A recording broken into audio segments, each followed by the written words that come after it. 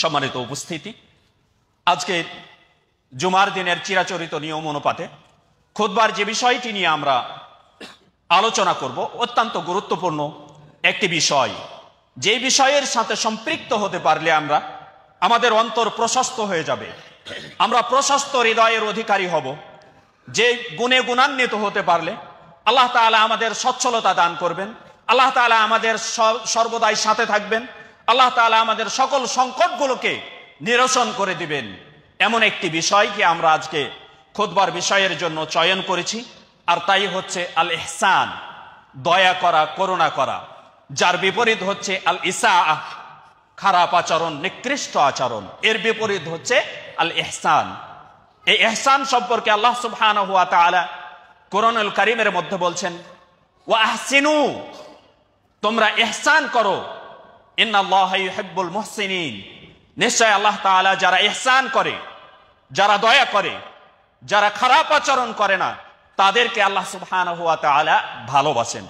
আল্লাহ তাআলা আরো বলছেন, ইন্নাল্লাহা ইয়া'মুরু বিল আদলি ওয়াল ইহসান, নিশ্চয় আল্লাহ তাআলা আদেশ প্রদান করছেন, নির্দেশ দিচ্ছেন আদল করার এবং ইহসান করার, ন্যায় বিচার করার, ন্যায় প্রতিষ্ঠা করার এবং ইহসান করার, দয়া করার।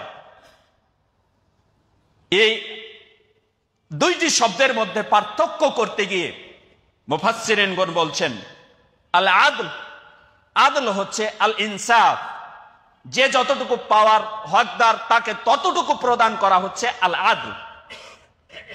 আর ইহসান হচ্ছে আত-তাফাদ্দুল, যতটুকু পাওয়ার হকদার ততটুকু তো দিবই, সাথে সাথে তার সাথে অতিরিক্ত কিছু প্রদান করাই হচ্ছে আল ইহসান, দয়া করা। সম্মানিত উপস্থিতি, এর উদাহরণস্বরূপ আমরা বলতে পারি, আল্লাহ তাআলা কোরআনুল কারীমের মধ্যে বলছেন, ওয়াইদা হুয়্যিতুম বিতাহিয়্যাহ, যখন তোমাদেরকে সালাম প্রদান করা হবে, তখন তোমরা সালামের উত্তর হিসেবে তার চাইতে উত্তম রূপে সালামের উত্তর দাও, অথবা রুদ্দুহা, সালাম যতটুকু শব্দ দিয়ে তোমাদেরকে দিয়েছে ততটুকুই তোমরা ফিরিয়ে দাও। আমাদেরকে যদি বলে আসসালামু আলাইকুম, তাহলে আদল হচ্ছে, ইনসাফ হচ্ছে, ন্যায় প্রতিষ্ঠা হচ্ছে ওয়া আলাইকুমুস সালাম, এতটুকু বলা। এরপরে যদি আমরা বলি ওয়া রাহমাতুল্লাহি ওয়া বারাকাতুহু, এই দুইটি শব্দ হবে আমাদের পক্ষ থেকে ইহসান তথা দয়া করা। সম্মানিত উপস্থিতি, সালাম প্রসঙ্গ চলে আসলো, বিদায় দুই একটা কথা বলতেই হচ্ছে। আমরা মনে করে থাকি সাধারণত, সচরাচর, সালাম প্রদান মানে কি? সালাম প্রদান মানে একজন আরেকজনের সাথে মোলাকাত হলো, সাক্ষাৎ হলো, এজন্য তাকে শুভেচ্ছা বিনিময় না। সালাম অর্থ কি? প্রথমত আমাদেরকে জেনে নিতে হবে সালাম অর্থ কি। আসসালামু আলাইকুম, শান্তি বর্ষিত হোক আপনার প্রতি, ওয়া রাহমাতুল্লাহ, এবং আল্লাহর যে নিয়ামত রহমত রয়েছে সেটি আপনার প্রতি বর্ষিত হোক, ওয়া বারাকাতুহু, এবং পৃথিবী পরকালে যতগুলো আল্লাহর বরকত রয়েছে সব বরকতগুলো আল্লাহর পক্ষ থেকে আপনার উপর অবতীর্ণ হোক। এটা কখন বলি? আমরা একজন মুসলিম আরেকজন মুসলিমের সাথে যখন সাক্ষাৎ ঘটে তখন আমরা এই শব্দটি প্রয়োগ করি। এর অর্থ কি দাঁড়ালো? এর অর্থই দাঁড়ালো যে আমি একজন মুসলিম আরেকজন মুসলিমের সাথে সাক্ষাতের সময় আমি সর্বপ্রথম তার জন্য যে কাজটি করলাম সেটি হচ্ছে আল্লাহ তাআলার কাছে দোয়া করলাম, প্রার্থনা করলাম যে আল্লাহ তার প্রতি দয়া করুন, তার প্রতি শান্তি বর্ষণ করুন, তার প্রতি আপনার রহমত বর্ষণ করুন, তার প্রতি আপনার পৃথিবীতে যত প্রকারের বরকত রয়েছে সব বরকতগুলো তার প্রতি বর্ষণ করুন। এটা কখন বলে থাকি? আমরা একজন আরেকজনের সাথে সাক্ষাতের সময় বলে থাকি। সম্মানিত উপস্থিতি, উদাহরণটি নিয়ে আসলাম জাস্ট এই জিনিসটি বোঝানোর জন্য, আদলে এবং ইহসান এই জিনিসটি বোঝানোর জন্য। যতটুকু সালাম দিবে, যতটুকু শব্দ প্রয়োগ করে, ততটুকু শব্দ প্রয়োগ করে উত্তর প্রদান হচ্ছে আদল, আর এর চাইতে বেশি শব্দ প্রয়োগ করে উত্তর দেওয়াকে বলা হয় ইহসান। সম্মানিত উপস্থিতি, আল্লাহ তাআলা আরো বলছেন কোরআনুল কারীমের মধ্যে, সূরা কাসাস ৭৭ নম্বর আয়াতে বলছেন, ওয়াবতাগি ফীমা আতাকাল্লাহু আদ-দারাল আখিরাহ, হে মুহাম্মদ সাল্লাল্লাহু আলাইহি ওয়াসাল্লাম, আপনাকে যে পৃথিবীতে আল্লাহ তাআলা নিয়ামত দান করেছেন সেই নিয়ামতের ওয়াসিলায় আপনি উদ্দেশ্য নেন পরকালকে, আপনার পৃথিবীর যত নিয়ামত পেয়েছেন, আপনি দ্বীন ইসলাম পেয়েছেন, দ্বীন ইসলামকে মান্য করবেন কেন? পরকালকে পাওয়ার উদ্দেশ্যে। আল্লাহ তাআলা যে আপনাকে সচ্ছলতা দান করেছেন, শারীরিক সুস্থতা দান করেছেন, যত নিয়ামত দান করেছেন, তার দ্বারা উদ্দেশ্য নেন পরকালকে। ওয়ালা তানসা নাসীবাকা মিনাদ দুনিয়া। আর হে মুহাম্মদ সাল্লাল্লাহু আলাইহি ওয়াসাল্লাম, পার্থিব জগতের আপনার নির্ধারিত অংশও আপনি ভুলে যেয়েন না। জীবন পরিচালনার জন্য সচ্ছলতার প্রয়োজন, জীবন পরিচালনার জন্য ব্যবসা বাণিজ্যের প্রয়োজন, জীবন পরিচালনার জন্য চাকরির প্রয়োজন, এই জিনিসটিও আপনি ভুলে যাবেন না। ওয়া আহসিন কামা আহসানাল্লাহু ইলাইক। এরপরে আল্লাহ তাআলা নির্দেশ প্রদান করে বলছেন, আপনি দয়া করুন যেমন আল্লাহ তাআলা আপনার প্রতি দয়া করেছেন। আপনার প্রতি যেমনটি দয়া করেছেন ঠিক তেমনটি দয়া করুন। সম্মানিত উপস্থিতি, রাসূল সাল্লাল্লাহু আলাইহি ওয়াসাল্লামের হাদিস, যে হাদিসটি ইমাম মুসলিম রাহিমাহুল্লাহ তার সহিহ মুসলিম গ্রন্থের মাঝে নিয়ে এসেছেন, আল্লাহ রাসূল সাল্লাল্লাহু আলাইহি ওয়াসাল্লাম বলছেন, ইন্নাল্লাহা কাতাবাল ইহসানা আলা কুল্লি শাইইন। নিশ্চয় আল্লাহ তাআলা প্রত্যেকটা ক্ষেত্রে, প্রত্যেকটা জিনিসের উপরে ইহসানকে ফরজ করে দিয়েছেন। পৃথিবীতে যতগুলো ক্ষেত্র রয়েছে, যতগুলো জিনিস রয়েছে, প্রত্যেকটা জিনিসের উপরে আল্লাহ তাআলা ইহসানকে ফরজ করেছেন। সুতরাং ফাইদা কতালতুম, তোমরা কোন জিনিসকে যদি হত্যা করতে চাও, একটি সাপ পড়ে গেছে, সাপ আপনার সামনে পড়ে গিয়েছে, তাকে হত্যা করতে হবে। এই হত্যা যদি করতে চাও, ফাআহসিনুল কিতলাতা, তাকে উত্তম রূপে হত্যা করো। হত্যা করতে গিয়ে উত্তম রূপে হত্যা অর্থ হচ্ছে সাপটিকে এমন ভাবে বেত্রাঘাত করো বা এমন ভাবে প্রহার করো যেন দ্রুত গতিতে তার শ্বাসটা নষ্ট বা চলে যায়, বন্ধ হয়ে যায়। ওয়াইদা দাবাহতুম, আর যখন তোমরা জবাহ করবে, ফাআহসিনু দিবহা, তখন তোমরা জবাহটাকে সুন্দর রূপে, উত্তম রূপে করো। কিভাবে উত্তম রূপে করব?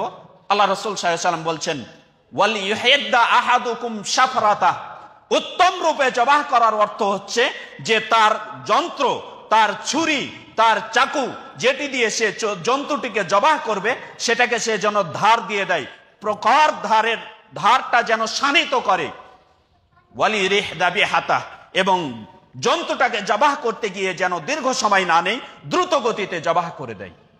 সম্মানিত উপস্থিতি, পশুকে জবাহ করার ক্ষেত্রে আল্লাহ রাসূল শিক্ষা দিলেন কি, জবাহ করার সময় যে যন্ত্র দিয়ে আমরা জবাহ করব সেটাকে শানিত করে ধার দিয়ে তারপরে দ্রুত গতিতে প্রাণ চলে যায়, যাতে এভাবে জবাহ করব। এজন্য আবু হুরায়রা রাদিয়াল্লাহু তাআলা আনহু তিনি পশুর সামনে কোন জন্তু যেটিকে জবাহ করা হবে তার সামনে জন্তু জবাহ করার যে অস্ত্রটি রয়েছে সেটিকে শানিত করাটা অপছন্দ করতেন। যে জন্তু তাকে দেখছে আর সে জবাহ করছে, এটাকে অপছন্দ করতেন। এজন্য তিনি বলতেন যে তোমরা কি চাচ্ছ তাকে জবাহ করার পূর্বে আবার জবাহ করতে? অর্থাৎ সে যখন দেখবে সে অন্তরে কষ্ট পাবে, এজন্য তাকে যে যন্ত্র দ্বারা জবাহ করা হবে সেটা তার সামনে ধার শানিত না করে অন্যত্র শানিত করতে আবু হুরায়রা উদ্বুদ্ধ করেছেন। সম্মানিত উপস্থিতি, এই ইহসান করার প্রতি আল্লাহ তাআলার নির্দেশ রয়েছে। ইহসান কাকে বলা হয়, কোন জিনিসটিকে ইহসান বলা হয়? ইহসান এর পরিচয় তুলে ধরতে গেলে দুই ভাবে তুলে ধরা যায়। একটি হচ্ছে আল ইহসান ফি ইবাদাতিল্লাহ, আল্লাহ তাআলার ইবাদতের ক্ষেত্রে ইহসান। আরেকটি হচ্ছে আল ইহসান ফি হুকুকিল মাখলুক, মাখলুকের হকের ক্ষেত্রে ইহসান। আল্লাহর ইবাদতের ক্ষেত্রে ইহসান এবং মাখলুকের হকের ক্ষেত্রে ইহসান। আল্লাহর ইবাদতের ক্ষেত্রে ইহসান কিভাবে হবে, ইহসান কিভাবে করতে হবে, আল্লাহর সাথে সম্পৃক্ত বিষয়গুলোর ক্ষেত্রে ইহসান কিভাবে করতে হবে, এই শিক্ষাটি আল্লাহ রাসূল সাল্লাল্লাহু আলাইহি ওয়াসাল্লাম দিয়েছেন, যেটি আপনারা জানেন। হাদিসে জিবরিল, লম্বা হাদিস, সেখানে একজন আগন্তুক ব্যক্তি এসে আল্লাহ রাসূল সাল্লাল্লাহু আলাইহি ওয়াসাল্লামের কাছে বসে গেলেন। তারপরে বললেন, হে আল্লাহ রাসূল সাল্লাল্লাহু আলাইহি ওয়াসাল্লাম, মাল ইহসান, ইহসানটা কি জিনিস? আল্লাহ রাসূল সাল্লাল্লাহু আলাইহি ওয়াসাল্লাম ইহসানের শিক্ষা দিচ্ছেন, বলছেন, আনতা আবুদাল্লাহ কান্নাকা তারা, তুমি যেন আল্লাহর ইবাদত করছো তখন স্বয়ং আল্লাহকে দেখে ডাইরেক্ট তুমি তার সাথে কথোপকথন করছো, যেন তুমি তাকে দেখেই তার সাথে কথা বলছো, এভাবে তুমি তোমার ইবাদত গুলো করবে। ফাইন লাম তাকুন তারা, যদি তুমি মনে করো তোমার অন্তরে যদি এই জিনিসটি জাগ্রত না হয়, তুমি সালাতে দাঁড়িয়েছো, তুমি বলছো ইহদিনাস সিরাতাল মুস্তাকিম, হে রব আমাকে সরল সঠিক পথ দেখান। সিরাতাল্লাযীনা আন'আমতা আলাইহিম, ওদের পথ যাদের প্রতি আপনি নিয়ামত দান করেছেন তাদের পথ দেখান।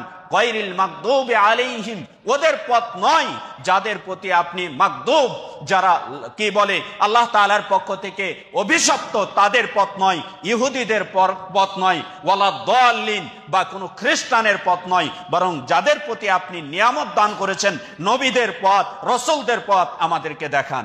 এটা কাকে বলছি? যেন আমি আল্লাহ তাআলাকে ডাইরেক্ট কথা বলছি। এভাবে ইবাদত করাই হচ্ছে আন তা'বুদাল্লাহা কাআন্নাকা তারাহ, যেন তুমি আল্লাহর ইবাদত করছো, স্বয়ং আল্লাহ সুবহানাহু ওয়া তাআলাকে দেখছো আর ইবাদত করছো। এটা যদি তোমার মনে জাগ্রত না হয়, ফাইন্নাহু ইয়ারাক, তাহলে মনে রেখো তিনি তোমাকে দেখছেন। তুমি যে অবস্থায় দাঁড়িয়ে তুমি যে আজকে খুতবা শ্রবণ করছো, এই খুতবা শ্রবণটাও একটি ইবাদত। এই দিন শিক্ষার জন্য এসেছো, এই ইবাদতটা করতে গিয়েও তিনি তোমাকে শিশি ক্যামেরা দ্বারা পর্যবেক্ষণ করছেন। তোমার কাঁধে দুইজন ফেরেশতা রয়েছেন যারা তোমার এই আমলগুলো লিপিবদ্ধ করছেন। এই মনে করে তুমি খুতবা শ্রবণ করছো। সম্মানিত উপস্থিতি, এভাবে যদি আমি ইবাদত করতে পারি তাহলে সেটাকে বলা হয় আল ইহসান ফি ইবাদাতিল্লাহ, আল্লাহর ইবাদতের ক্ষেত্রে ইহসান। আর ওয়াল ইহসান ফিল মাখলুক, মাখলুকের হকের ক্ষেত্রে ইহসান হচ্ছে বাদলু জামিআল মানাফি' মিন আইয়ি নাও'ইন কানা, যে কোনো প্রকারের উপকার রয়েছে এমন বিষয়গুলো প্রয়োগ করা, ব্যয় করা যে কোনো মাখলুকের জন্য। যেখানেই মাখলুকের উপকার রয়েছে এমন জিনিসগুলো খরচ করাকে বলা হয় আল ইহসান ফি হাক্কিল মাখলুক, মাখলুকের হকের ক্ষেত্রে ইহসান। সম্মানিত উপস্থিতি, এই ইহসান এতটাই গুরুত্বপূর্ণ, পৃথিবীতে যত নবী রাসূল এসেছেন সকলেই ইহসান করে গিয়েছেন। দেখুন, ইব্রাহিম আলাইহিস সালাম পৃথিবীতে এসেছিলেন আল্লাহ তাআলার নির্দেশ বাস্তবায়ন করার জন্য। যখন তাকে স্বপ্ন যোগে দেখা হলো তিনি তার সন্তানকে জবাহ করছেন, ইসমাইল আলাইহিস সালামকে জবাহ করছেন, তখন তিনি একাধিকবার এই স্বপ্ন দেখার পরে নবীদের স্বপ্ন সত্য, নবীদের স্বপ্ন হচ্ছে ওহী, তিনি তার সন্তানকে নিয়ে গিয়ে জবাহ করতে গেলেন। জবাহ করার সময় আল্লাহ তাআলার পক্ষ থেকে হাদিয়া স্বরূপ তাকে একটি দুম্বা দিয়ে দেওয়া হলো। তখন আল্লাহ তাআলা কোরআনুল কারীমের মধ্যে বললেন, কাযালিকা নাজজিল মুহসিনিন, এভাবে আমি মুহসিনিনদেরকে, সালামুন আলা ইব্রাহিম কাযালিকা নাজজিল মুহসিনিন, ইব্রাহিম আলাইহিস সালামের উপর শান্তি বর্ষিত হোক, এভাবেই আমি মুহসিনিনদেরকে প্রতিদান প্রদান করে থাকি। অনুরূপভাবে নূহ আলাইহিস সালাম, যিনি বলছেন দাউতু কওমি লাইলা ওয়া নাহারা, হে রব আমি আমার সম্প্রদায়কে রাত দিন ইসলামের প্রতি দাওয়াত দিয়েছি। ফালাম ইয়াজিদহুম দুআই ইল্লা ফিরারা, ৯৫০ বছর দাওয়াত দেওয়ার পরেও আমার উম্মতদেরকে আমি হেদায়েতের পথে নিয়ে আসতে পারিনি, বরং তারা পশ্চাতে পলায়ন করেছে। শুধু আমার থেকে তারা পলায়ন ছাড়া আমি কিছুই বৃদ্ধি করতে পারিনি। এই নূহ আলাইহিস সালামকে বলছেন আল্লাহ তাআলা, সালামুন আলা নূহিন ফিল আলামিন, পৃথিবীর মধ্যে নূহ আলাইহিস সালামের উপর শান্তি বর্ষিত হোক। কাযালিকা নাজজিল মুহসিনিন, এভাবে আমি মুহসিনিনদেরকে প্রতিদান দিয়ে থাকি। এভাবে আমাদের রাসূল সাল্লাল্লাহু আলাইহি ওয়াসাল্লাম যখন সর্বপ্রথম ওহী পেলেন গারে হিরাতে, ওহী নিয়ে ফিরে আসছেন, খাদিজা রাদিয়াল্লাহু তাআলা আনহার কাছে যখন আসলেন তিনি ভীত সন্ত্রস্ত হয়ে এসে বলছেন, জাম্মিলুনি জাম্মিলুনি, আমাকে দ্রুত কাপড় পরিধান করিয়ে দাও, চাদর দ্বারা আবৃত করে দাও, বস্ত্রাবৃত করে দাও। তখন পরিবারের লোকজনরা তাকে কাপড় পরিয়ে দিলেন। যখন তার ভয় কেটে গেল তখন তিনি খাদিজা রাদিয়াল্লাহু তাআলা আনহাকে বলছেন, ইন্নী খাশীতু আলা নাফসি, ইন্নী খাশীতু আলা নাফসি, আমি নিজের উপরে ভয় করছি যে আমি হয়তোবা আর বেশি দিন, যে অবস্থাটা দাঁড়াচ্ছে আমি হয়তোবা বেশি দিন আর বাঁচব না, আমি নিজের উপর ভয় করছি, আশঙ্কা করছি। তখন খাদিজা রাদিয়াল্লাহু তাআলা আনহা কি বলেছিলেন? বলেছিলেন, কাল্লা ওয়াল্লাহি লা ইখজিকাল্লাহু আবাদা, কখনোই হতে পারে না, আল্লাহর কসম করে বলছি আল্লাহ তাআলা আপনাকে কখনোই লাঞ্ছিত করতে পারেন না। কেন? কারণ আপনার মাঝে মুহসিনিন, আপনার মাঝে ইহসানের বৈশিষ্ট্য রয়েছে। আপনি ইন্নাকা তাসিলুর রাহিমা, আপনি আত্মীয়তার সম্পর্ক বজায় রাখেন, আপনি মানুষের, আপনার আত্মীয় স্বজনের সাথে সম্পর্ক অটুট রাখেন। আত্মীয়তার সম্পর্ক অটুট রাখার জন্য যে কাজগুলো করা দরকার সেগুলো আপনি করেন। ওয়া তাসদুকুল হাদিস, আপনার ইহসানের মধ্যে এটা রয়েছে, মানুষের সাথে কথা বলতে গেলে আপনি সত্য কথা বলেন, কখনো মিথ্যার আশ্রয় নেন না। ওয়া তাহমিলুল কাল্লা, আপনি অপরের বোঝা বহন করেন। ওয়া তাকসিবুল মাদুম, যারা নিঃস্ব অভাবী, যারা বিধবা, যারা ইয়াতীম, এদের খাবারের ব্যবস্থাপনা আপনি প্রদান করে থাকেন। এই গুণাবলী আপনার মাঝে রয়েছে, সুতরাং আল্লাহ তাআলা আপনাকে কখনো লাঞ্ছিত করতে পারে না। সম্মানিত উপস্থিতি, এই জন্য রাসূল সাল্লাল্লাহু আলাইহি ওয়াসাল্লামকে আল্লাহ তাআলা এত সম্মানে ভূষিত করলেন। তিনি হলেন সর্বশ্রেষ্ঠ রাসূল, তিনি হলেন সর্বশ্রেষ্ঠ রাসূল। সম্মানিত উপস্থিতি, এভাবেই মুহসিনিনদেরকে আল্লাহ তাআলা নবী রাসূলদেরকে মুহসিনিন হিসেবে গণ্য করেছেন এবং প্রতিদান প্রদান করেছেন। যারা মুহসিনিন হবে, যারা ইহসান করবে, তাদের প্রাপ্তি কি? দেখুন, তাদের প্রাপ্তির প্রথম প্রাপ্তি হচ্ছে যে আল্লাহ সুবহানাহু ওয়া তাআলা তাদের সাথে রয়েছেন। আল্লাহ তাআলা বলছেন, ওয়াহসিনু ইন্নাল্লাহা ইউহিব্বুল মুহসিনিন, তোমরা ইহসান করো, দয়া করো, নিশ্চয় আল্লাহ তাআলা মুহসিনিনদের সাথে রয়েছেন। আল্লাহ তাআলা যার সাথে থাকে, ইমাম শাওকানি রাহিমাহুল্লাহ বলছেন, আল্লাহ তাআলা যার সাথে থাকে সে কখনো পরাজিত হয় না, যার সাথে থাকেন সে কখনো লাঞ্ছিত হয় না, যার সাথে থাকেন তারা সর্বদাই আ'লাউনা, বিজয়ী হয়ে থাকে, তারা সর্বদাই সর্বস্থানে তারা বিজয়ী হয়ে থাকে। সুতরাং আল্লাহ তাআলা যারা মুহসিনিন তাদের সাথে থাকেন। দ্বিতীয় নাম্বার, আল্লাহ তাআলা তাদেরকে পছন্দ করেন। আল্লাহ তাআলা তাদেরকে পছন্দ করেন, আল্লাহ তাআলা তাদের সাথে থাকেন। আল্লাহ তাআলা অন্যত্র বলছেন, ইন্নাল্লাহা মা'আল্লাযীনা তাকাউ ওয়াল্লাযীনা হুম মুহসিনুন, যারা আল্লাহ তাআলার সাথে, যারা মুত্তাকি, যারা পরহেজগার, তাদের সাথে আল্লাহ রয়েছেন, এবং যারা মুহসিনিন, যারা সৎ কাজ সম্পাদন করে, তাদের সাথে আল্লাহ সুবহানাহু ওয়া তাআলা রয়েছেন। সম্মানিত উপস্থিতি, এভাবে আল্লাহ তাআলা স্বয়ং তাদেরকে সকল বিপদ আপদ, ধ্বংস, বিনাশ থেকে হেফাজত করেন। আল্লাহ রাসূল সাল্লাল্লাহু আলাইহি ওয়াসাল্লাম বলেছেন, হাদিসটি ইবনে হিব্বান, সহিহ ইবনে হিব্বান গ্রন্থের মাঝে নিয়ে এসেছেন। ইমাম ইবনে হিব্বান রাহিমাহুল্লাহ তিনি তার সহিহ ইবনে হিব্বান গ্রন্থের মাঝে নিয়ে এসেছেন। তিনি বলছেন, সানাইউল মা'রুফি তাকি মাশারিআস সুই ওয়াল আফাতি ওয়াল হালাকাত, যারা ভালো কাজ করে, যারা ইহসান করে, তাদেরকে আল্লাহ তাআলা ধ্বংস হয়ে যাওয়া, বিনাশ হয়ে যাওয়া, নিঃশেষ হয়ে যাওয়া থেকে রক্ষা করে থাকেন, তাদের পতন হওয়া থেকে আল্লাহ সুবহানাহু ওয়া তাআলা রক্ষা করে থাকেন। এজন্য আব্দুল্লাহ ইবনে আব্বাস রাদিয়াল্লাহু তাআলা আনহু তিনি বলছেন, সাহিবুল মা'রুফি লা ইয়াকা, যারা ভালো কাজ করে, দুনিয়াতে সৎ কাজ করে, তারা কখনো বিপদে পতিত হয় না। ফাইন ওয়াকা, যদি কোনো জায়গায় কোনো বিপদে পতিত হয়ে যায়, ওয়াজাদা মুত্তাকিয়া, যার উপর নির্ভর করে সে সেখান থেকে নিষ্কৃতি পাবে, এমন একটা মাধ্যম সে পেয়ে যায়। সুবহানাল্লাহি ওয়া বিহামদিহি। কারা? যারা মুহসিনিন। সম্মানিত উপস্থিতি, এভাবে পার্থিব জগতে পরকালে সর্ব অবস্থায় সর্বসংকটকে আল্লাহ তাআলা নিরসন করেন। আবু হুরায়রা রাদিয়াল্লাহু তাআলা আনহু থেকে বর্ণিত, তিনি বলেন, আল্লাহ রাসূল সাল্লাল্লাহু আলাইহি ওয়াসাল্লাম বলেছেন, মান নাফাসা মুমিনিন কুরবাতাম মিন কুরাবিদ দুনিয়া, যে ব্যক্তি কোনো মুমিনের থেকে একটা সংকটকে দূর করবে, নাফাসাল্লাহু আনহু কুরবাতাম মিন কুরাবি ইয়াউমিল কিয়ামাহ, যেই দিন একজন পিতা তার সন্তানের পরিচয় নিবে না, যেই দিন পিতা তার সন্তানের পরিচয় নিবে না, যেই দিন ভাই তার ভাই থেকে পলায়ন করবে, যেই দিন মাথার 1 মাইল দূরত্বে সূর্য চলে আসবে, সেই দিন সকলে হাই নাফসি করবে। এমন অবস্থায় যে সংকট মুহূর্ত রয়েছে, এই সংকট মুহূর্তে আল্লাহ তাআলা তাকে সেই সংকট থেকে মুক্তি দিবেন। সুবহানাল্লাহ। অনুরূপভাবে আল্লাহ রাসূল সাল্লাল্লাহু আলাইহি ওয়াসাল্লাম আরো বলছেন, আল্লাহু ফি আউনিল আবদি মা কানা আল আবদু ফি আউনি আখি, আল্লাহ তাআলা ওই ব্যক্তির সাহায্যে সহযোগিতায় থাকেন যে ব্যক্তি তার ভাইয়ের সহযোগিতায় থাকবে। সম্মানিত উপস্থিতি, সুতরাং ইহসান করলে তার ফজিলত, অসংখ্য ফজিলত রয়েছে। এভাবে যদি দেখতে যাই, আল্লাহ তাআলা তাদের জন্য এমন কিছু নির্ধারণ করে রেখেছেন, যা তাদের অন্তরে চাই তাই নির্ধারণ করে রেখেছেন। আল্লাহ তাআলা কোরআনুল কারীমের মধ্যে বলছেন, লাহুম মা ইয়াশাউনা ইনদা রাব্বিহিম, তাদের জন্য রয়েছে যা তারা চায় তাদের প্রভুর কাছে, তাই তাদের জন্য রয়েছে। সম্মানিত উপস্থিতি, এটা কাদের জন্য? যারা মুহসিনিন, তাদের জন্য রয়েছে যা তাদের অন্তরে চাই।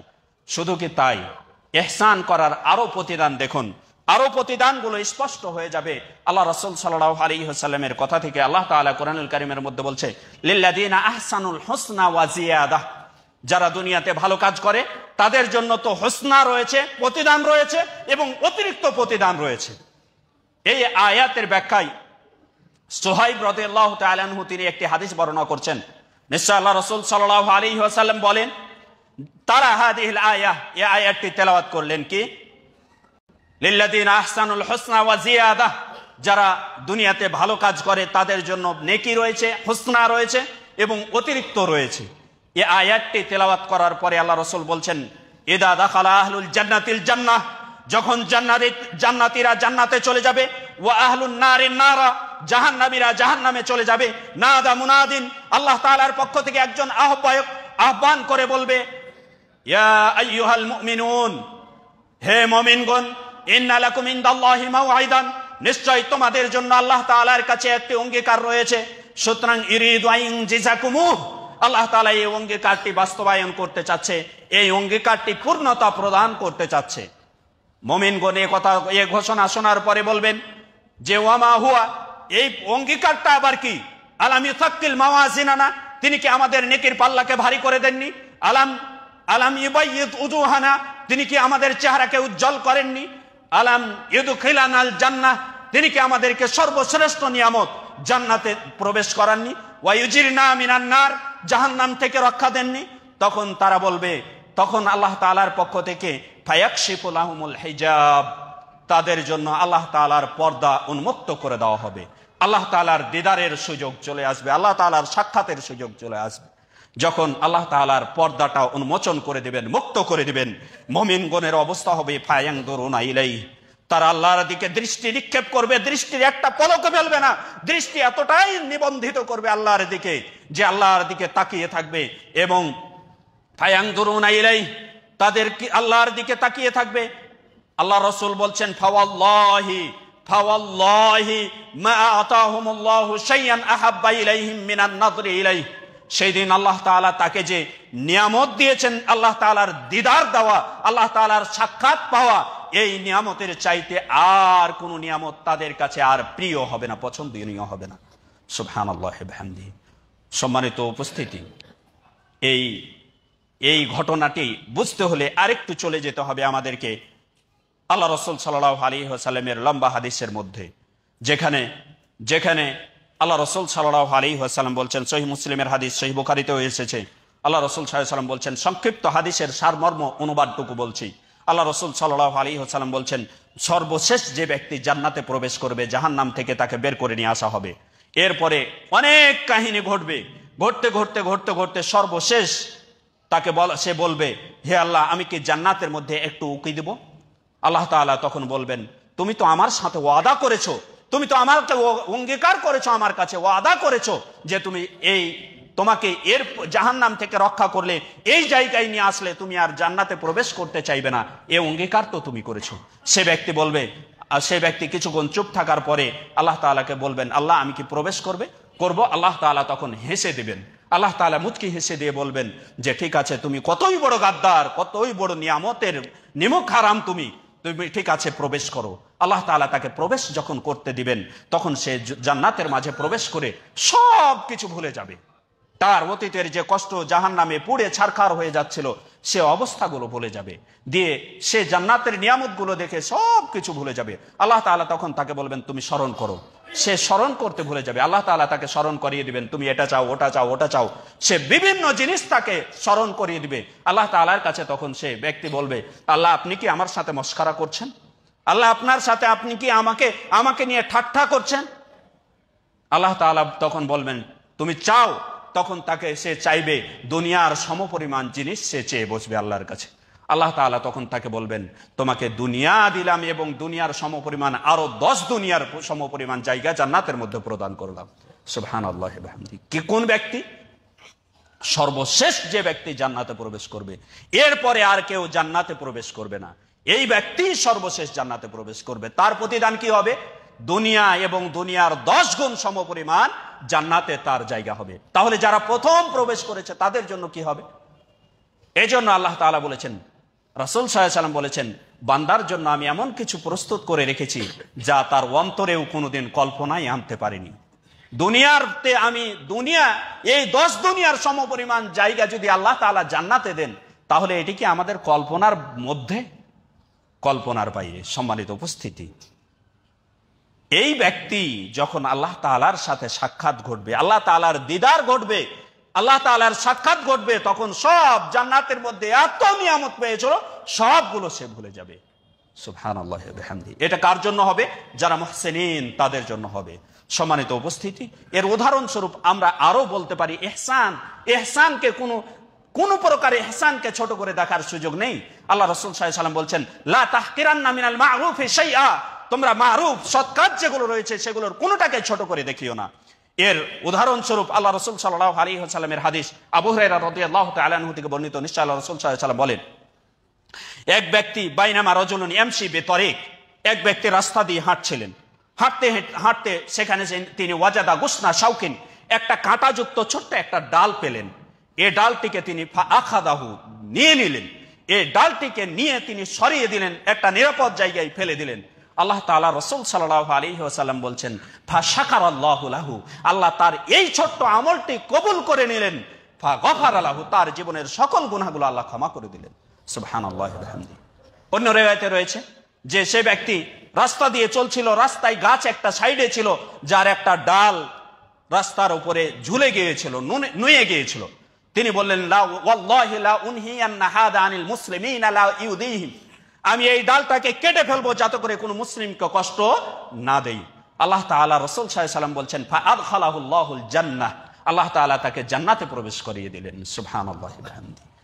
আরেকটি ছোট্ট উদাহরণ, যে উদাহরণটি রাসূল সাল্লাল্লাহু আলাইহি ওয়াসাল্লাম থেকে দিলে আরো বিষয়টি ক্লিয়ার হয়ে যাবে, তা দেখুন। আল্লাহ রাসূল সাল্লাল্লাহু আলাইহি ওয়াসাল্লামের সাহাবী হুযায়ফা বিন ইয়ামান তিনি বলছেন, আল্লাহ রাসূল সাল্লাল্লাহু আলাইহি ওয়াসাল্লাম বলেন যে, ইন্না রাজুলান কানা ফি মান কানা ক্বাবলাকুম, তোমাদের পূর্ববর্তী একজন লোক ছিল যিনি কি করতেন, তিনার কাছে আতাহুল মালাক লিয়াকবিদা রূহাহু, তার কাছে মালাকুল মাউত এসে তার রূহটা কবজ করতে চাইল, রূহটা গ্রহণ করতে চাইল, দিয়ে তার রূহটা কবজ করা হলো, তারপরে তাকে কবরস্থ করা হলো। তারপরে আল্লাহর ফেরেশতাগণ তার কাছে উপস্থিত হয়ে বললেন, হাল্লাকা মিন মা'রুফ, তোমার কি কোনো ভালো কাজ রয়েছে, তুমি জীবনে কি কোনো ভালো কাজ করেছো? সে ব্যক্তি বলছে, লা আ'লাম মা আ'লাম, আমি আমার জানা মতে কোনো ভালো কাজ আমার জীবনে নেই। সে ব্যক্তিকে আবারও বলা হলো, ফেরেশতাদের পক্ষ থেকে আল্লাহ তাআলা বললেন যে তাকে বলো, অংদুর, একটু ভেবে চিন্তে দেখো তো জীবনে কোনোদিন কোনো জায়গায় কোনো ভালো কাজ করেছো কিনা।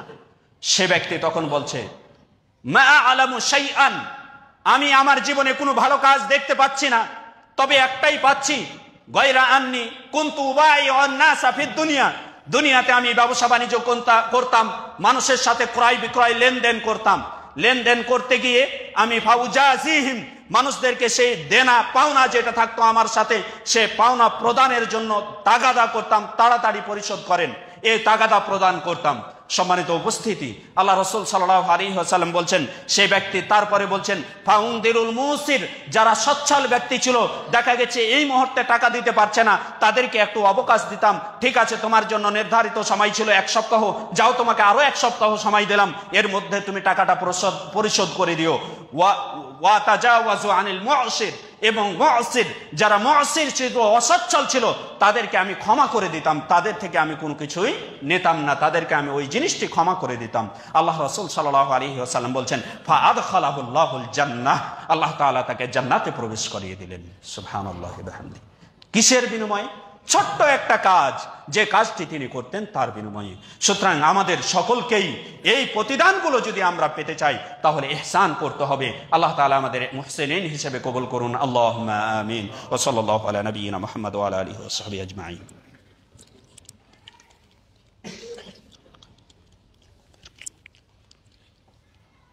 আলহামদুলিল্লাহ, আলহামদুলিল্লাহ নাহমাদুহু ওয়া নাস্তাঈনুহু ওয়া নাস্তাগফিরুহু ওয়া নু'মিনু বিহি ওয়া নাতাওয়াক্কালু আলাইহি ونعوذ بالله من شرور أنفسنا ومن سيئات أعمالنا من يهده الله فلا مضل له ومن يضلل فلا هادي له وأشهد أن لا إله إلا الله وحده لا شريك له وأشهد أن محمدا عبده ورسوله।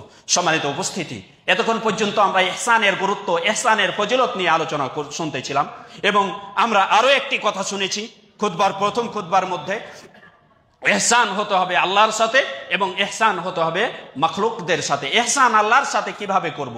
আমরা ইহসান আল্লাহর সাথে কিভাবে করব, যার ব্যাখ্যা আমরা পূর্বেই বলেছি। আল্লাহর সাথে ইহসান করার অর্থ হচ্ছে আল্লাহর যে ইবাদতগুলো করব, সেই ইবাদতগুলো স্বয়ং আল্লাহ তাআলার সাথে আমরা ডাইরেক্ট কথোপকথন করছি, ডাইরেক্ট আল্লাহ তাআলাকে দেখে ইবাদত করছি, সেভাবে আমরা ইবাদত করব।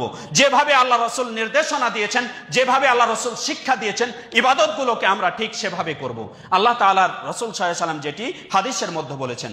সম্মানিত উপস্থিতি, এখানে একটি কথা, গুরুত্বপূর্ণ কথা না বললেই নয়। আল্লাহ তাআলা কোরআনুল কারীমের মধ্যে বলছেন, ফাখলাফা মিন বাদিহিম খালফুন আদাউস সালাত, ভবিষ্যৎ প্রজন্ম যারা আসবে সালাতকে নষ্ট করবে, ওয়াত্তাবাউশ শাহওয়াত, মনের প্রবৃত্তির অনুসরণ করবে, সালাতকে নষ্ট করবে, প্রবৃত্তির অনুসরণ করবে। ব্যাখ্যায় এই আয়াতের তাফসিরে মুফাসসিরিনগণ বলছেন, সালাতকে নষ্ট করবে মানে টোটালি সালাত পড়বে না, সালাতকে নষ্ট করবে মানে সালাতের নির্দিষ্ট সময়ে সালাত পড়বে না, সালাতকে নষ্ট করবে মানে সালাতের রুকুনগুলো, সালাতের আরকানগুলো উপযুক্তভাবে আদায় করবে না, সালাতের ওয়াজিবাতগুলো উপযুক্তভাবে আদায় করবে না। অত্যন্ত দুঃখের সাথে বলতে হয়, আজকে যদি আমরা জিজ্ঞাসা করি, আজকে মুসলিম হিসেবে আমরা প্রত্যেকেই মুসলিম হিসেবে দাবিদার, যার কারণে আমরা মুসলিম ইসলামী শরিয়াত মেনেই আজকে এই মসজিদে খুতবা শ্রবণ করতে এসেছি, মসজিদে সালাত আদায় করতে এসেছি। আমরা যদি প্রশ্ন করি সালাতের রুকুন কয়টি, কতজন উত্তর দিতে পারবো? সালাতের রুকুন হচ্ছে 14টি। সালাতের রুকুন কি কি এবং সেগুলো আদায়ের পদ্ধতি কি? একটা সালাতের মধ্যে একটা রুকুন যদি ছুটে যায়, সালাতের কোনো একটি রুকুন যদি ছুটে যায়, তাহলে সম্পূর্ণ সালাতটা বাতিল হয়ে যাবে, সহসিজদা দিয়েও সালাতটা পূর্ণতা আসবে না। তাহলে এই সালাতের রুকুন 14টা রুকুন মুসলিম হিসেবে আমাদের শিক্ষা করা ফরজে আইন, যেটি আল্লাহ রাসূল বলেছেন, তালাবুল ইলমি ফারিদাতুন আলা কুল্লি মুসলিম, প্রত্যেক মুসলিমের উপর ইলম অর্জন করা ফরজ। কোন ইলম? যে ইলমটি আপনার ইবাদতকে বিশুদ্ধতা আনয়ন করবে, যে ইলমটি আপনার ইবাদতকে আল্লাহর কাছে গ্রহণযোগ্যতা আনয়ন করবে, সে ইলম শিক্ষা করা ফরজ। এটি হচ্ছে সালাতের মধ্যে রুকুনগুলো শিক্ষা করা আপনার জন্য, আমার জন্য ফরজ। এই 14টি রুকুনের মধ্যে একটি রুকুন হচ্ছে আল কিয়াম, দাঁড়ানো। দাঁড়াতে হবে কিভাবে? আমরা দাঁড়ানো বুঝি, দাঁড়াতে হবে কিভাবে? আল্লাহ রাসূল কিভাবে দাঁড়িয়েছেন, সাহাবীগণ কিভাবে দাঁড়িয়েছেন, কিভাবে তারা বুঝেছেন? আমরা কতজন এই কথা বুঝি? আমরা কতজন এই কথা প্রয়োগ করি? আমরা তো দাবিদার সকলে, আমরা আহলুল হাদিস, আমরা কোরআন এবং সুন্নাহকে অকাট্যভাবে পালন করি, এখানে কোনো প্রকার গ্যাপ দেই না। কিন্তু সুন্নাহ অনুপাতে আমাদের দাঁড়ানো হচ্ছে কিনা, এটি আমাদের কতজনের বোধগম্য হয়? আমরা কতজন নিজের বিবেককে প্রশ্ন করেছি? আমরা বাপদাদার ওয়ারিস সূত্রে আমরা সালাত পেয়েছি, সালাতে দাঁড়িয়ে যাচ্ছি, কিন্তু সালাতের দাঁড়ানোটা কি রাসূল সাল্লাল্লাহু আলাইহি ওয়াসাল্লামের পদ্ধতি অনুপাতে হচ্ছে? এর জন্য আমরা কি প্রশিক্ষণ কোনোদিন নিয়েছি? একজন ডাক্তার, একজন এমবিবিএস ডাক্তার, তার এমবিবিএস ডাক্তার লেখাপড়া শেষ হলে তাকে কি করা হয়? ইন্টার্নি করা হয়, তাকে প্রশিক্ষণ দেওয়া হয়। একজন প্রশাসনের লোক, তাকে প্রশিক্ষণ দেওয়া হয়। একমাত্র প্রশিক্ষণ ছাড়াই রয়েছি আমরা মুসাল্লিরা, যারা আমাদের কোনো সালাতের প্রশিক্ষণের জন্য আমরা চিন্তা ভাবনা করি না। সম্মানিত উপস্থিতি, এই জন্য আজকে সালাতের মধ্যে একটি রুকুন শুধুমাত্র দাঁড়ানো, কিয়াম। এ দাঁড়ানো নিয়ে আমরা বাকি সালাতের পরে, সালাত সালামের পরে আমরা একটা রুকুন নিয়ে 10 থেকে 15 মিনিট আলোচনা করব। ইনশাআল্লাহ আপনারা বসে যাবেন। ইনশাআল্লাহ আমি আশাবাদী, সালাতে রাসূল সাল্লাল্লাহু আলাইহি ওয়াসাল্লাম সাহাবীগণ যেভাবে দাঁড়িয়েছেন সেভাবে দাঁড়ানোর পদ্ধতিটা আমরা আজকে শিখে যেতে পারবো বলে আমরা আশাবাদী ইনশাআল্লাহ। এজন্য সকলের কাছে আমি অনুরোধ করব, আপনারা 10 থেকে 15 মিনিট সালাত সমাপ্তি লগ্নে আপনারা বসে যাবেন। সম্মানিত উপস্থিতি, তো যে কথা বলতেছিলাম, আল ইহসানু মা আল্লাহ, আল্লাহ তাআলার সাথে ইহসান করতে হবে। সালাত আমরা আদায় করতে এসেছি, সালাতটাতে যখন দাঁড়াচ্ছি তখন স্বয়ং আমি আল্লাহ তাআলার সাথে মোনাজাত করছি, আল্লাহ তাআলার সাথে কথাবার্তা বলছি, এভাবে আমাকে সালাত আদায় করতে হবে। অনুরূপভাবে as-সালাত মা'আল ইহসান মা'আল মাখলুকিন, মাখলুকদের সাথে ইহসান করা। মাখলুকদের সাথে ইহসান করতে গিয়ে সর্বপ্রথম যার সাথে আমরা ইহসান করব তিনি হচ্ছেন আমাদের জন্মদাতা পিতামাতা। তাদের সাথে আমাদের ইহসান করতে হবে। আল্লাহ তাআলা কোরআনুল কারীমের মধ্যে বলছেন, ওয়াকাদা রাব্বুকা আল্লা তা'বুদু ইল্লা ইয়্যাহু, তোমার প্রভু নির্দেশ প্রদান করছে একমাত্র তারই ইবাদত করো। ওয়াবিল ওয়ালিদাইনি ইহসানা, এবং পিতামাতার সাথে ইহসান করো। পিতামাতার সাথে ইহসান কিভাবে করব? ওয়াবিল ওয়ালিদাইনি ইহসানা, পিতামাতার সাথে ইহসান করো কিভাবে? আল্লাহ তাআলা বলছেন, ইম্মা ইয়াবলুগান্না ইনদাকাল কিবারা আহাদুহুমা আও কিলাহুমা, পিতামাতার কোনো একজন বা উভয়ই যদি তোমাদের কাছে বার্ধক্য বয়সে উপনীত হয়ে যায়, তাহলে কি করবে? ইম্মা ইয়াবলুগান্না ইনদাকাল কিবারা আহাদুহুমা আও কিলাহুমা ফালা তাকুল লাহুমা উফ, তাদের কোনো আচরণে বিরক্ত হয়ে তোমরা বলে বিরক্ত বোধ করিও না তোমরা কখনো। ওয়ালা তানহারহুমা তাদেরকে কখনো ধমকের স্বরে কথা বলিও না। ওয়াকফিদ লাহুমা জানাহায-যুল্লি মিনার রাহমা, পিতামাতার সাথে ইহসান করতে গিয়ে তোমাদের রহমতের দয়ার যে দানা রয়েছে, দয়ার যে তোমাদের কাছে পদ্ধতি রয়েছে, সর্বোচ্চ পদ্ধতিটা তাদের জন্য প্রয়োগ করো। ওয়াকুল লাহুমা কাওলান কারীমা, পৃথিবীর বুকে সবচাইতে সম্মানজনক শব্দ প্রয়োগ করে কথা বলো তোমার পিতামাতার সাথে। এ কথা নির্দেশ প্রদান করছেন আল্লাহ তাআলা। এভাবেই ইহসান করতে হবে পিতামাতার সাথে। আল্লাহ তাআলা নির্দেশ প্রদান করে দিচ্ছেন কিভাবে আমি ইহসান করব পিতামাতার সাথে। কখনো তাদের আচরণে বিরক্ত হয়ে শব্দটি বলবো না। অথচ আজকে দুঃখের সাথে জানাতে হচ্ছে ঘটে যাওয়া গত কয়েকদিনের ঘটনা, যে ঘটনাটি বগুড়ায় ঘটে গেল, সবার বিবেককে আজকে নাড়া দিয়েছে। একজন সন্তান হয়ে তার মাকে শ্বাসরোধ করে হত্যা করে ডিপ ফ্রিজের মধ্যে তার মাকে ভরে দিয়েছে। নাটক সাজিয়েছে, ডাকাতের নাম দিয়ে ডাকাতে হত্যা করেছে। কেন? কারণ কি? কারণটাই হচ্ছে আল ইহসান মাল ওয়ালিদাইন, পিতামাতার সাথে যেমন ইহসান করতে শিখিনি আমরা, ঠিক তেমনই শিখিনি আমরা পিতামাতাগণ ইহসান করতে শিখিনি মাল আওলাদ, সন্তানদের সাথে ইহসান করতে। সন্তানদের সাথে যদি আমি ইহসান করতাম তাহলে আজকে সন্তানের পক্ষ থেকে এই আচরণটি প্রকাশ পেত না। সন্তানের সাথে নির্ধারিত আমাদের সময় শেষ হয়ে যাচ্ছে। সন্তানের সাথে কিভাবে ইহসান করতে হবে এই কথা, এই পয়েন্টটি আলোচনা করে আমরা খুতবা সমাপ্তি করতে যাচ্ছি ইনশাআল্লাহ। সম্মানিত উপস্থিতি, সন্তানের সাথে ইহসান করতে হবে। যখন সন্তান যখন গর্ভে আসবে তখন আল্লাহ তাআলার কাছে দোয়া করতে হবে, রব্বানা হাব লানা মিন আজওয়াজিনা ওয়া যুররিয়াতিনা কুররাতা আ'য়ুনিন ওয়াজআলনা লিল মুত্তাকিনা ইমামা রব্বি হাবলি মিনাস সালিহিন। আল্লাহর কাছে দোয়া করে বলতে হবে, হে আল্লাহ আমাকে সৎ সন্তান দান করুন। এই দোয়া করতে হবে কখন?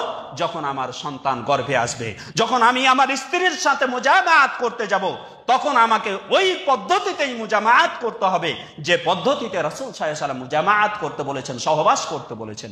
তখন আমি সহবাসের পূর্বে দোয়া পড়ে নেব। এরপরে আমি সন্তান গর্ভে আসার পরে আল্লাহর কাছে দোয়া করব, রব্বি হাবলি মিনাস সালিহিন, আল্লাহ আমাকে সৎ সন্তান দান করুন। এরপরে সন্তান যখন ভূমিষ্ঠ হবে তখন আল্লাহ রাসূল সাল্লাল্লাহু আলাইহি ওয়াসাল্লাম বলছেন, আল ওয়ালাদু মুরতাহানুন বিআকিকাতিহি, সন্তান তার আকিকার সাথে ঝুলন্ত বন্ধক থাকে। সুতরাং সন্তানের পক্ষ থেকে একটি সুন্দর একটি আকিকা প্রদান করতে হবে। যদি মেয়ে সন্তান হয়, দুইটি ছেলে সন্তান হলে দুইটি আকিকা জন্তু জবাহ করতে হবে এবং সপ্তম দিনে তার একটি নাম নির্ধারণ করতে হবে। যে নামটি নির্ধারণ করব সেটি যেন অবশ্যই একটি ইসলামিক নাম হয়, এটি খেয়াল রাখতে হবে। কারণ সন্তানের নাম যেটি রাখা হয় তার বডির উপরে সেটির প্রভাব পড়ে, সেই বডির উপরে আছার পড়ে। এজন্য আল্লাহ রাসূল কিছু কিছু নাম রাখতে নিষেধ করেছেন এই কারণে, কারণ এই নামটি তার মুসাম্মা, তার বডির উপরে প্রভাব পড়ে। এজন্য একটা সুন্দর নাম নিরীক্ষণ করে তার জন্য নাম নির্ধারণ করতে হবে।